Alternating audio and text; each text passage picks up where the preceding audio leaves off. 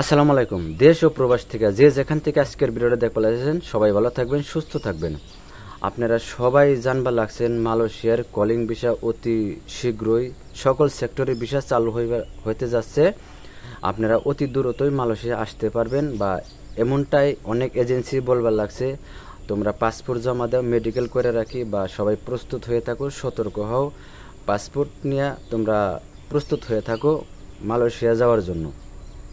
তবে যাই হোক, এই বিষয় নিয়ে কিছু কথা বলবো, অনুরোধ রইল পুরো ভিডিওটি দেখার জন্য, তাহলে বিস্তারিত বুঝতে পারবেন। সর্বপ্রথম কথা হলো ভাই, 21-22 মে যে একটা প্রতিনিধি দল বাংলাদেশে যাইব মিটিং করার জন্য, সেই ক্ষেত্রে কলিং ভিসা বা কর্মী সংস্থানের একটা ব্যবস্থা করার জন্য তারা যাইব, সেই জায়গায় যে মিটিং হইব, সেই মিটিং হওয়ার সাথে সাথেই যে মালয়েশিয়ার কলিং ভিসা খুলে দিব আর আপনারা আসতে পারবেন এমনটা না।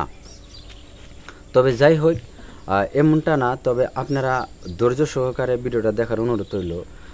আর একটা কথা হলো, অনেক এজেন্সি, অনেক ট্রাভেল এজেন্সি ইদানিং ভিডিও আপলোড দিয়ে বলবল আছে পাসপোর্ট জমা দেওয়া, মেডিকেল করে রাখি, অতি শীঘ্রই মালয়েশিয়ার কলিং ভিসা চালু হতে যাচ্ছে। 21-22 মে যে মিটিংটা হইব, এই মিটিংয়ের পরে সাথে সাথেই আপনার কলিং ভিসা চালু হয়ে যাব, আপনারা মালয়েশিয়া যাইতে পারবেন বা পাঠাইতে পারবো।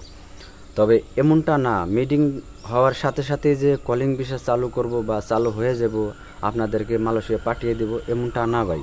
তবে আপনাদেরকে অনুরোধ রইল, আপনারা কেউ এমন প্রলোভন যদি কেউ দেখায় বা পাসপোর্ট জমা দিবে চায়, অবশ্যই সেই ক্ষেত্রে আপনারা পাসপোর্ট জমা দিবেন না বা তাদের কথা শুনবেন না। তবে যাই হোক, মিটিংটা হইব বা দেখা গেছে অনেক কিছু নিয়ে মিটিং হইব, তবে মিটিংটা হইলে যে কলিং ভিসা চালু হইব এমনটা না, আমি কথাটা আরেকবারও বললাম।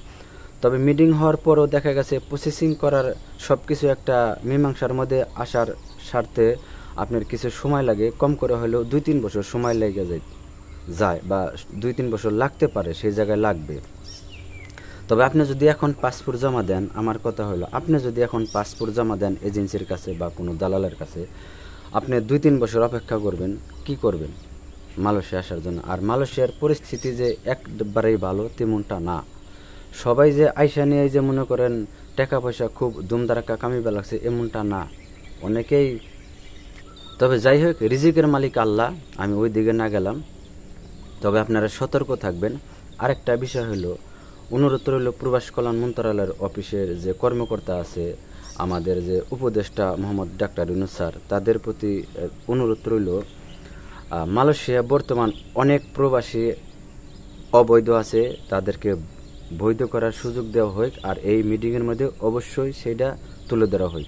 কারণ কিসের জন্য, বর্তমানে যারা মালয়েশিয়া অবৈধ আছে তারা খুবই আতঙ্কের মধ্যে আছে বা কষ্টের মধ্যে আছে, হয়রানির মধ্যে আছে। মানে পুলিশের অত্যাচার, ইমিগ্রেশনের অত্যাচার, আপনার বিভিন্ন জায়গা থেকে ইমিগ্রেশনের রেট দেওয়া অবৈধ প্রবাসী ভাইদের আটক করবার লাগছে, অনেক হয়রানি হয়ে লাগছে, ঠিকমতো কাজকাম করবার পারবার লাগছে না। অনুরোধ রইল, ওই মিটিংয়ের মধ্যে অবশ্যই জানি মালয়েশিয়া অবৈধদের বৈধকরণ চালু করা হয়। যাই হোক, আরেকটা বিষয় হলো, যে সকল কর্মী ভাইয়েরা 18,000 মালয়েশিয়া প্রবেশ করতে পারেন এখনও, তাদের বিষয় নিয়ে কিছু কথা বলে তাদেরকেও আনার চেষ্টা করা হয় অতি দ্রুতই।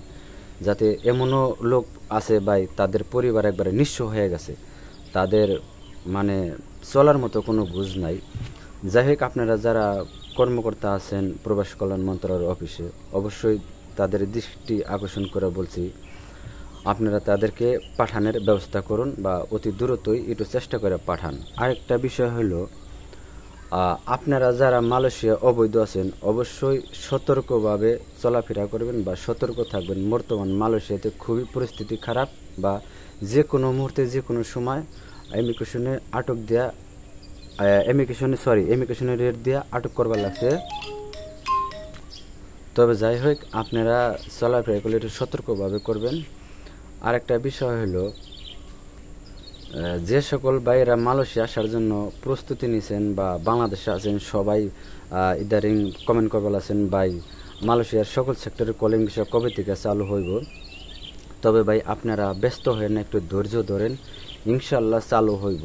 আর আপনারা দোয়া করবেন একটু, মালয়েশিয়া যারা অবৈধ আছে তাদের জন্য জানি বৈধতা চালু করে মালয়েশিয়া সরকার। আর যারা আপনারা আসার জন্য প্রস্তুতি নিছেন বা আসার জন্য আকুল হয়ে আছেন, অবশ্যই ধৈর্য ধরবেন। আপনারা এজেন্ট বা দালালের কথা শুনে পাসপোর্ট জমা দেওয়া বা টাকা পয়সা জমা দেওয়া মেডিকেল করে আপনারা কেউ ধরা খাইবেন না বা প্রতারণার শিকার হইবেন না, ঠিক আছে? যদি 21-22 মের যে মিটিংটা হইব 2025-এ, এই মিটিংয়ে যদি কলিং ভিসা চালু হয়ও এরপরও কম করে হলেও 2 বছর সময় লাগবে। তবে আপনারা এই সময়ে এখন যদি পাসপোর্ট জমা দিয়ে আপনারা মেডিকেল করেন, তাহলে এই মেডিকেল কোনো কাজে লাগবে না বা আপনার পাসপোর্টের মেয়াদ শেষ হয়ে যাবে।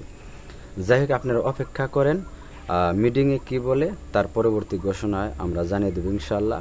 আর ভিডিওটা সারতে অবশ্যই বেশি বেশি শেয়ার করে দিবেন। সবাই ভালো থাকবেন, সুস্থ থাকবেন।